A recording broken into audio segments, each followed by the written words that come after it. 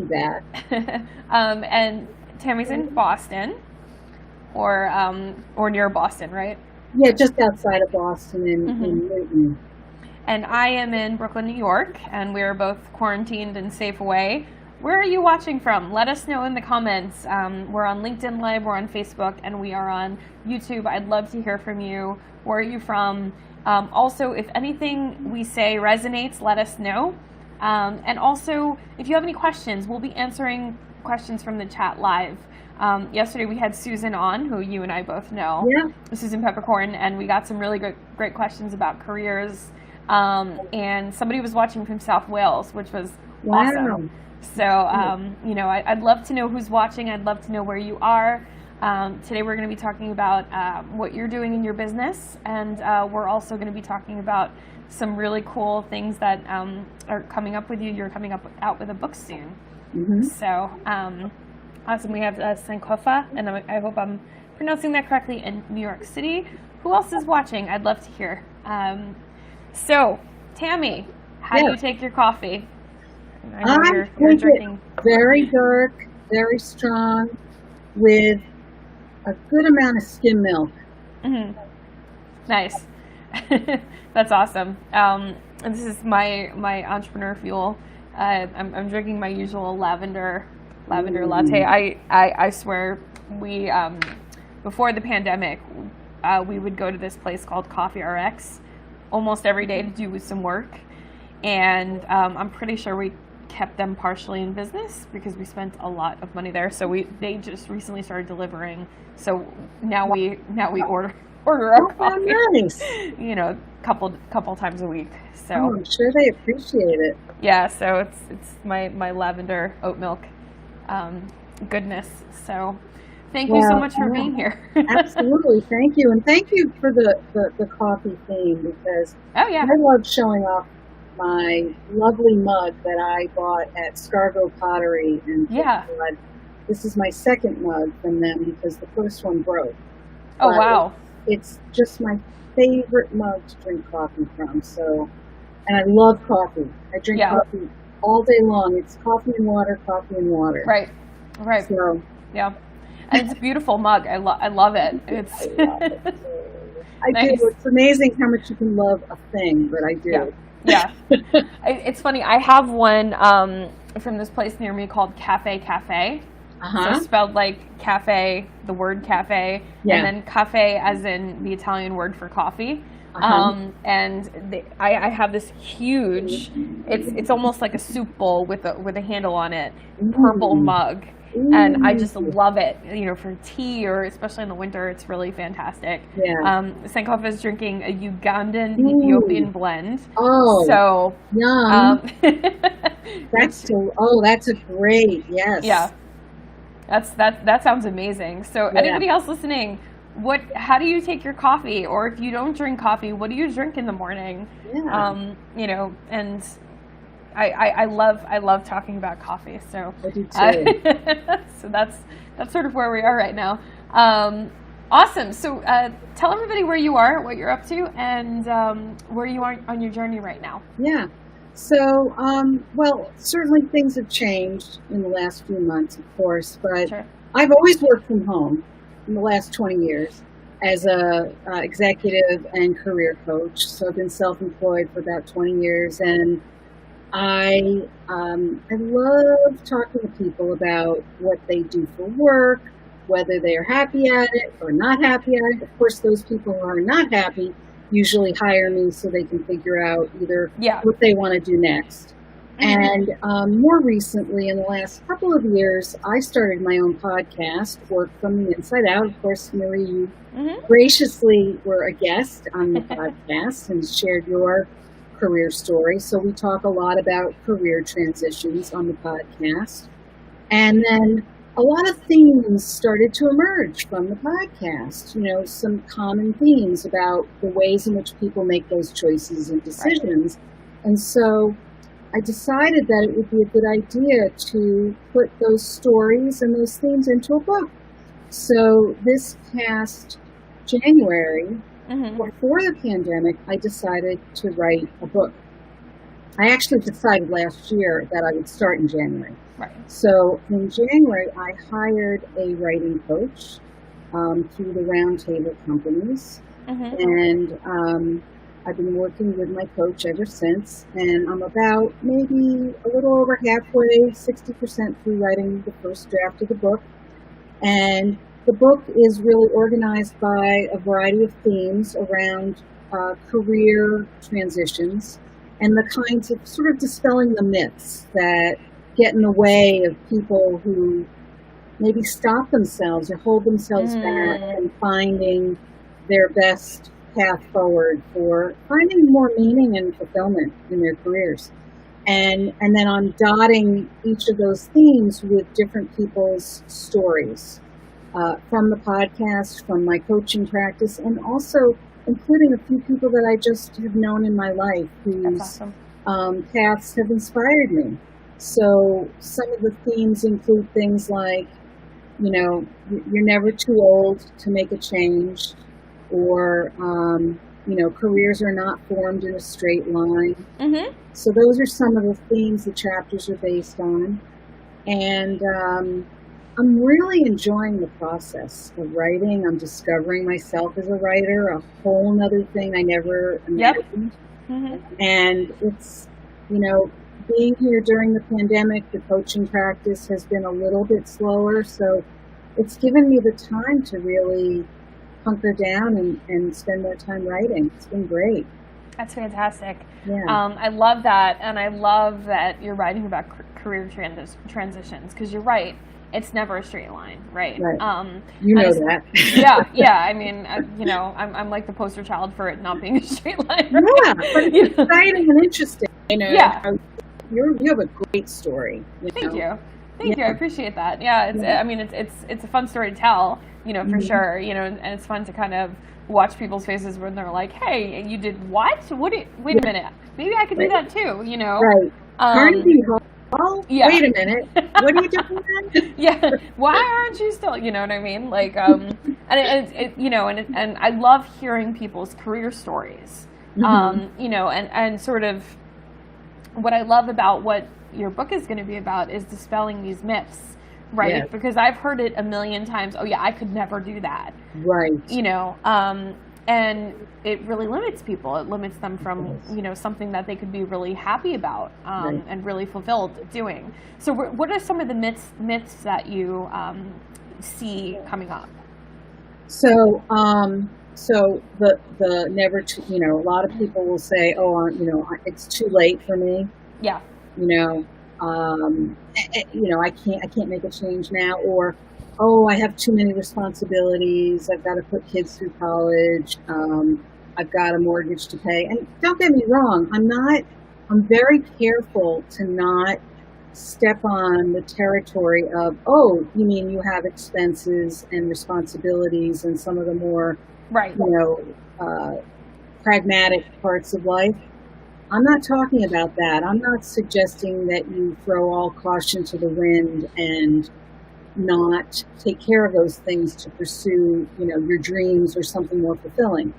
I'm telling stories of people who were able and managed to find their way through to those things, those more meaningful, fulfilling pathways, even while they found a way to take care of all the other things they needed to take care of. Right. And so the whole point of the book is to show that it's possible. The book is all about what's possible, because I think people talk themselves out of these things before they even explore the possibilities or get the information they need to see if it's even possible. And it's like they're just dialing it in every day. They're living half a life when they could actually, maybe they could have what they really want.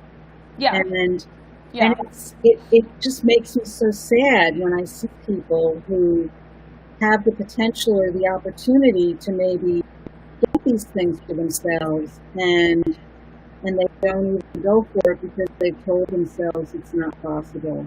Or they've made it, one of the other chapters is about, how do you define success? A lot of people have defined success by maybe, in monetary terms, how much money you make. And if they're not making a certain amount of money, they want themselves to maybe make a change in another way. So there's things like that, or like a lot of people think, oh, I studied this in college, so I have to follow that path, or I have to stay in the same career for 30 years.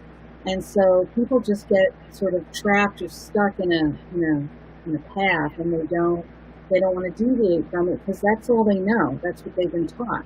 Right. So the stories that I tell are real stories of real people who have the same concerns but have found their way through another means. And I will tell you that none of them did it alone. They all had help, support in one way or another. So it's just, I feel like these stories have been sitting inside of me for a long time, some of them. Like I tell the story of a cousin of mine who is now deceased, but I've just always wanted to tell her story. She was a teacher and then became a guidance counselor, and then at the age of 50, got her law degree and practiced law for 10 years. Wow. While she was still working as a guidance counselor during the day. So even though she got her law degree while she was still working during the day as a guidance counselor, once she got the degree and passed the bar, she still would go to school and work as a guidance counselor during the day. And then at the end of the day, 3 and 3:30, would go practice law for a few hours every day. Wow. Wow. And she loved being in school. She loved learning. And I interviewed her son actually for the book because, she's not around anymore, and I wanted to make sure I got all the details right. And he said she just loved helping people. He said she was a non-profitable lawyer. She would help everyone with their wills and their closings and all these things. He said she just did it because she loved helping people. What a wonderful story. And I love that example because being a guidance counselor and being a lawyer, both of those are careers that you would think neither of those are a side hustle. Right, you're probably either one or the other for the most part. It's not like she was, I don't know, a guidance counselor during the day and selling, jewelry that she made on Etsy at night. Right. You know what I mean? This is a real bona fide second career. Yeah. Right. It's something that still required her time, and yet anything's possible.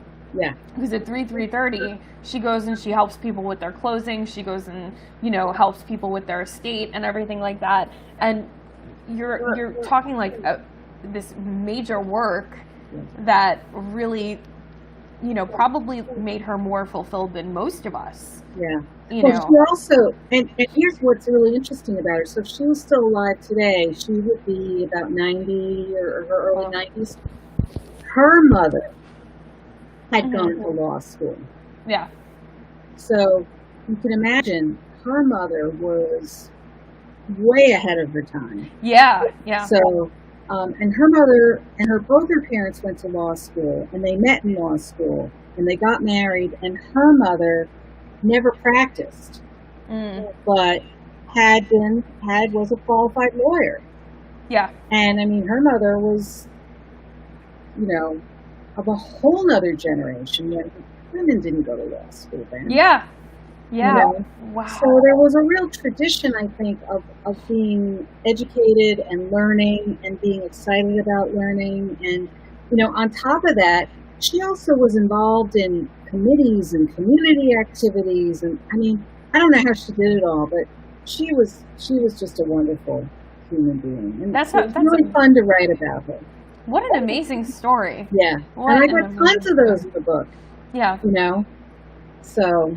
And the other thing that it goes to show is a lot of people think, if you're going to make a career transition, it's so black and white, right? You're either an employee, a salaried worker, or you're an entrepreneur. You're never both. You're never there, but something like this, there's such a gray, there's all these different shades of gray of absolutely how this could work, and you basically, it seems like your cousin picked out what worked for her, Yeah, she did. And of course she had, nobody got in her way either. It wasn't like no one stopped her from doing this. So, she had a lot of support around her too, which I'm sure helped, because I could imagine that somebody else might have been, maybe had a husband or somebody who would have discouraged her. But I will tell you that her husband was a lawyer, and she used to go to his office and practice law out of his office, at 3:30 in the afternoon, and then the two of them would work till 7, 8 o'clock at night. Wow. She might even run out and grab sandwiches for them for dinner or whatever, and this is what they did, Yeah. So what a wonderful story. Yeah. What a wonderful story. Yeah. What are some other things that you see from people who might feel stuck or might be resisting the change that might leave them fulfilled? I think just sort of generalized fear, I think some people want to know what's going to happen. Yeah. Mm-hmm. So they want to be able to anticipate the future. And what I always say to people is, well, you don't have a crystal ball, do you? So there is a bit of a little crisis of confidence, a little bit wanting to know what's going to happen. And so I think that there's some steps that people have to take. There's leaps of faith, there's leaps of confidence.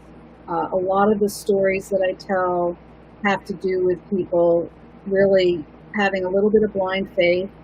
But also some of the things that show up in the stories that I think I find exciting, are people who had almost a wild kind of curiosity. They were so curious to try something new or to get new information that they sort of stepped over the wondering of what's going to happen or needing to know what's going to happen, because they were just excited and curious to see what was going to happen. Yeah. And so I think that's what helped some of them move forward. So that was a key for a lot of people who, as an alternative to being afraid of, well, I don't know what's going to happen, what if this, what if that, all the what ifs that can get in the way. Yeah. So some people are more oriented towards wanting to know what's going to happen, what's the plan. Other people are a little bit more naturally curious. Yeah. So my hope is that when people read this, that if they are one of those more cautious people, that maybe they'll see, oh, look at what this person did. Maybe I can try that. I'm hoping that will happen. Yeah. I love that. That's one of the limitations. And I think one of the other limitations, I think, is around people worrying that it may not work out, or I might run out of money, or, what if I can't go back to what I was doing before? I think, again, all the what ifs. And especially if somebody has other people they're responsible for. But I'll tell you one other quick great story that's in the book is a woman who she was a chief marketing officer for a major financial services company, and they were merging, but she was slated to become the CEO. Wow. And she, over several years prior to that, had been starting to use a lot of mindfulness techniques because she was trying to manage her stress. And she started to share some of those techniques with other people at work, and she noticed that it was working for them. And when this merger was happening and that she was being considered for CEO, she realized she really didn't want to do it. Wow.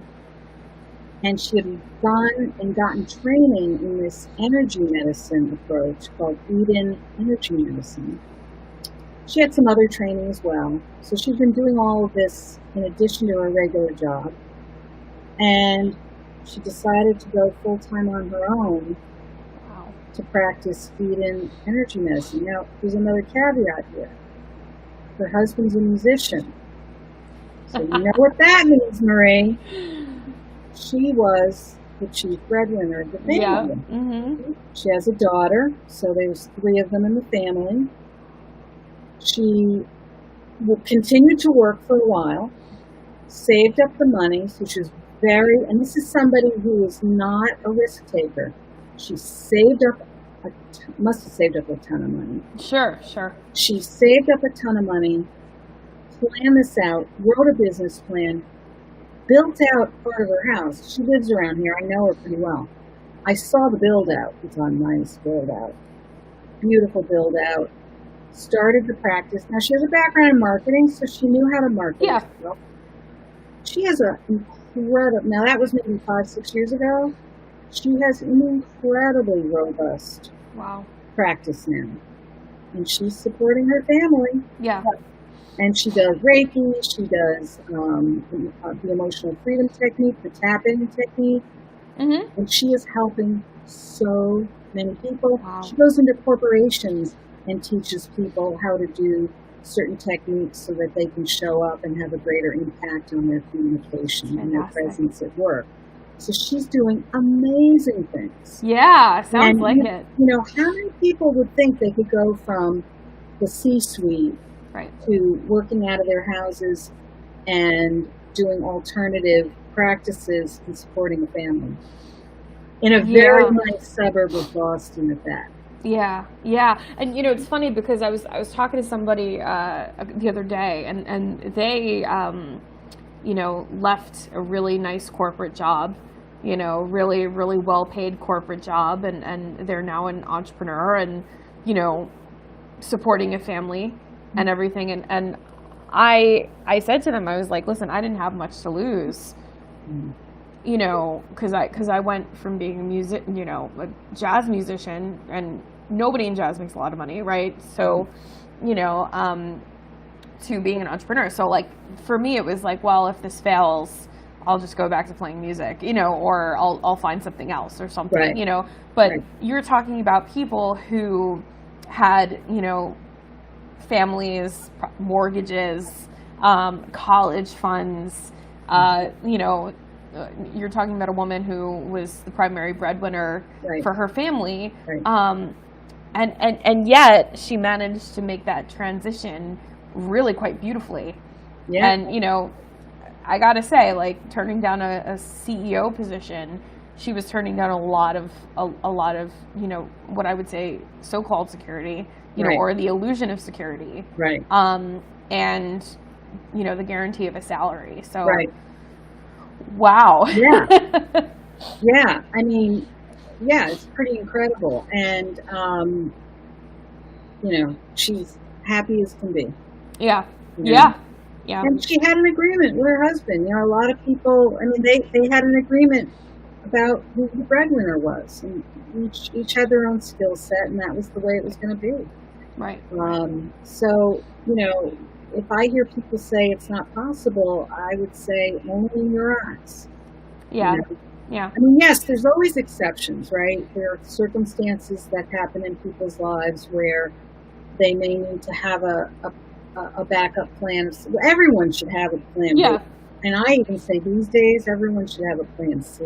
Sure. Because, you know, the level of uncertainty has risen so high. I mean, the world is always uncertain, but it's, you know, triply uncertain now. Absolutely. But, you know, and so I think nobody should be surprised if things change. You know? Right. That's clearly, right? Yeah. So we have to be ready for just about anything. So I say everyone should be an entrepreneur in their own career, even if you're working as an employee somewhere. You really need to have an entrepreneurial mindset because you really are the CEO of your own career. Right. Oh, I love that. You're the CEO, you know, even if you're, and there are people who are very, very successful entrepreneurs who make themselves indisposable within a company because they bring their own ideas. You know, it's really, it's a wonderful thing. Yeah. And you don't have to have the, you know, if you're more risk averse, let's say, than somebody who's more entrepreneurial, it's still a really great way to leverage what you have. Yeah. And it's empowering too. You know, it's not just about coming from a place of fear, like, oh, what if, Yeah. I'm gonna walk on eggshells all day. It's more like knowing that you have, you know, some other plans or other ideas about how you're going to handle things is going Right. to help you to step fully into where you are right now. Really. Yeah. Yeah. You know? You know, yeah, and I have a situation I'd love your insights on as someone who's an expert in this, right? So a lot of times, you know, I know a lot of people who aren't entrepreneurs, or, you know, they look at what we do and they think it's magic, or they think we got lucky, or they, you know, like, you know, I hear that, so I'm like, they're like, yeah, you're lucky, and I'm like, no, I'm not, first of all. Second of all, you know, and then they'll say something like, well, what if your business had failed? Or, you know, what if your business does fail? Or, you know, in my case, social media is a very big part of my business. And they're like, well, what if that goes away? And I'm like, well, I'll find something else. Right. You know, what do you say to people who, you know, come from it? There's like a name for that kind of mindset. And Yeah. I'm not totally sure what it is, but Okay, I got it. Yeah. So I have a philosophy about luck, or a thought about it, or as I say to people, when they say, "Oh, give me your advice or give me your opinion," I say, "I'm always happy to give you my opinion." But two things. One is that's a bit of what I call a scarcity mentality. Mm-hmm. That's not an unusual thing. We all have it in one way or another sometimes, but Yeah. it is, you know, it is sort of where's the glass half empty rather than where's it half full, right? Mm-hmm. You know, oh, you're so lucky, you know, I couldn't possibly, it's half empty, It's like, all right, next, you know, Yeah. you know, if that's where you want to go do it over there because I don't want to talk to you. However, the thing about luck is, yeah, I mean, you know, you get a scratch-off ticket and you win some money. I once won $1,000 on a scratch-off. Wow. Yeah. Okay, I was lucky. Yeah. That was luck. Okay? That's luck. Yeah. That was luck. All right. But most of the time, if you have the good fortune to put in the hard work or to be in the right place at the right time, even, that's not really luck. Yeah. That is showing up. Right? That's developing a habit of showing up, of being aware, you know, of being open to whatever opportunities and experiences you have. So, you know, if you happen to be, you know, I mean, I've picked up clients at parties. You know, Yeah. I've picked up clients sitting in a Starbucks. Not because I went around saying, hey, how you doing, and shaking hands, right? It's because somebody might overhear me talking to somebody. Sometimes I have clients who want to meet at a cafe. I don't really even want to do that most of the time, but if they want to do that and let everybody hear our conversation, Right. so be it. But I prefer to be more private, but it's their choice. But this has happened more than once where I will meet with somebody and somebody else, even sitting a few tables down, will overhear our conversation, will come up to me afterwards, and will say, I really liked what I was hearing. Yeah. And I have your card, right? Right. And then sometimes they become a client. Now, is that luck? Well, it is a little bit, let's say, happenstance or spontaneous, but it's not luck. It just so happens that I happened to be there and the person overheard and they stepped in to take the initiative. Or I was standing in a lobby of a building one day and somebody overheard, it was echoing, and someone overheard me talking and they came over to me. I must be a loud person, I guess. But they came over and they said, I need your card. I liked what you said. I need your card. Okay. They became a client. So, you know, am I lucky? No. I keep showing up places. If someone asks me, how's coaching going? I talk about it. You know, I don't hold back. So I think that, you know, if you show up and you show up as yourself genuinely and put yourself in lots of situations and stay alert and aware of what's going on in your surroundings, when you stay wildly curious, you're going to be lucky too. Yeah, I love that. That's what luck is. It's just about being alert and aware to what shows up, because I think what a lot of people do is there's luck staring them in the face, literally. Yeah.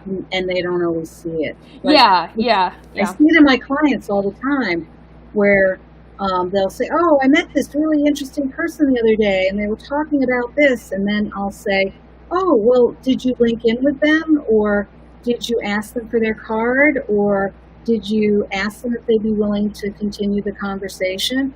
And they'll say, oh, no. Yep. So I try not to ask those questions to them in a tone, in the right tone, of course. Yeah. But it's that kind of thing where it's like, did you take it to the next step? And sometimes people are afraid of rejection. I get that, but you have to get over that, because that's stepping into luck, right? Yeah. No, I love that, and it, it's funny because whenever I hear, "Oh, you're so lucky," it's almost in from the place of, well, it happened for you, so it can happen for me. Right. So right. you took my luck, or you have something I don't, or something like that. You know what I mean? So you're right. I think to call it a scarcity mindset is a really good point. Right. Yeah. I love the way you just said that. I know over the years, other coaches have said to me, how do you get your clients? How do you sell yourself? Right. Yeah. And how do you do that? It's like, I just show up. I really don't, word of mouth, just right. I talk about coaching. I love coaching. I talk about coaching. I don't even talk about myself. It's not about me. And I think a lot of the people who ask me those questions are people who are, they put themselves in the way, and they're too self-conscious about it. If they just put the coaching out there and the fact that they're trying to help people, that's going to help them a whole lot more. It's about showing up. Yeah. I love that. I love it. That's fantastic. So, do you have a title for your book? I have a working title. Okay. I like it, but I don't know if it's going to be the title. But the beginning of it is Beyond Career Day. I love that. And there'll be a subtitle, which I don't know yet. But that's the one that's sitting with me. I got some great help from my friends at the roundtable companies on that. Yeah. So my writing coach went to her colleagues at the roundtable companies, and she sort of surveyed all of them, and they gave me this fabulous list of titles that they thought would work, and that came from one of them. That's fantastic. I love that. They helped me out so much with that, because I was really struggling with coming up with a good title. My podcast title, Work from the Inside Out, is also another title I like. I don't know whether I want the book to be by the same title. Right. But, I'm still working on that. I'm still getting the first draft together. I'm hoping that will be done by the end of September. That's my goal. We'll see. Nice. That's awesome. And I see Yolanda left us a little shout out in the comment section. Yolanda. So she's with Roundtable Companies. So yes, she is. We're the family. If you're looking for a book coach, I've done some work with Roundtable Companies. I work with them, and you've been a client of theirs. Yes. And I would say you're hard pressed to find people who will care about your book more. So that's wonderful, wonderful to work with, wonderful to me. I've learned so much about being a writer, about identifying as a writer, about myself in the process. It's been really, really wonderful so far. That's awesome. That's they take awesome. good care of you. Yeah. No, they do. They and what I find is that they're just full of so much love too. Oh, they are. They just love everything that they work on, and they love the projects that they handle. So it's they're good people. They are. So shout out to Roundtable Companies. Yay! Yeah, this has been so awesome. So how can people get in touch with you? Well, they can find me at my website, tammygoolerloeb.com, and or workfromtheinsideout.com, which will also take you to my website. That's probably the easiest place. I'm on LinkedIn, I'm on Twitter, Instagram, Facebook, all of those. Mm-hmm. And I love hearing from people. So happy to interact with people or answer questions and be of help.